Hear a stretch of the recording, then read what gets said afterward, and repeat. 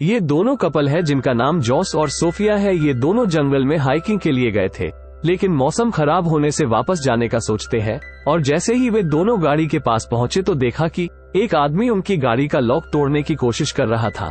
पहले तो वो दोनों छिप गए, फिर जॉश ने उस चोर को सबक सिखाने का सोचा। ये उसकी सबसे बड़ी गलती थी क्योंकि चोर ने जॉस पर बंदूक तान दी, लेकिन जॉस चोर पर हमला करके सोफिया के साथ वापस जंगल की तरफ भाग गया। तभी वो चोर भी गोलियां चलाते हुए उनका पीछा करने लगा। अब सोफिया जॉस से झगड़ती है और कहती है कि क्या जरूरत थी चोर के सामने हीरो बनने की, लेकिन वो दोनों जानते थे कि ये टाइम झगड़ने का नहीं है। इसीलिए वो दोनों शॉर्टकट वाले रास्ते से जाने का सोचते हैं ताकि चोर उस रास्ते से आने में डर जाए और वापस चला जाए। अब वो दोनों तेजी से शॉर्टकट वाले रास्ते की तरफ भागे, लेकिन कुछ ही देर में वो दोनों बिछड़ गए।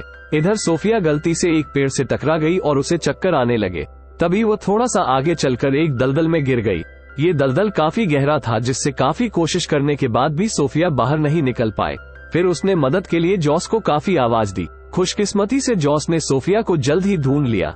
फिर जॉस सोफिया को अपना हाथ देता है, लेकिन सोफिया अब भी उससे काफी दूर थी। फिर जॉस ने उसे एक लकड़ी पकड़ने को दी, लेकिन कमजोर होने के कारण वो लकड़ी भी टूट गई।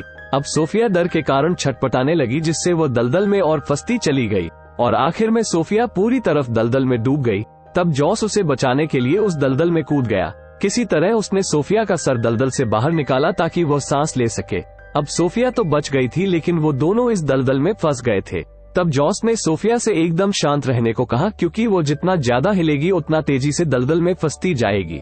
फिर सोफिया ने अपनी टांग बाहर निकालने की कोशिश की, लेकिन उसने फील किया कि वहाँ कुछ है, तो उसने जॉस से उस चीज को बाहर निकालने को कहा। और जब जॉस ने उस चीज को बाहर निकाला तो वह कोई चीज नहीं बल्कि एक आदमी की लाश थी। वो दोनों काफी ज्यादा डर गए थे, क्योंकि वे उस जानलेवा दलदल में फंस चुके थे और उनकी मदद करने वाला वहाँ कोई नहीं था। फिर उन्होंने देखा कि लाश के पास एक बैग था और उस बैग में कुछ चीजें भी थी, जैसे कि किताब, हार्मोनिक, एक टूटी हुई टॉर्च और एक बंदूक जिसमें अभी भी 2 गोलियां थी। अब जॉस ने चाकू से उस बैग को काटकर एक रस्सी बनाने का सोचा, ताकि उस रस्सी के मदद से पीछे पड़े पत्थर का सहारा लेकर बाहर निकल सके। तो दोस्तों, पार्ट 2 के लिए चैनल को जरूर सब्सक्राइब करें।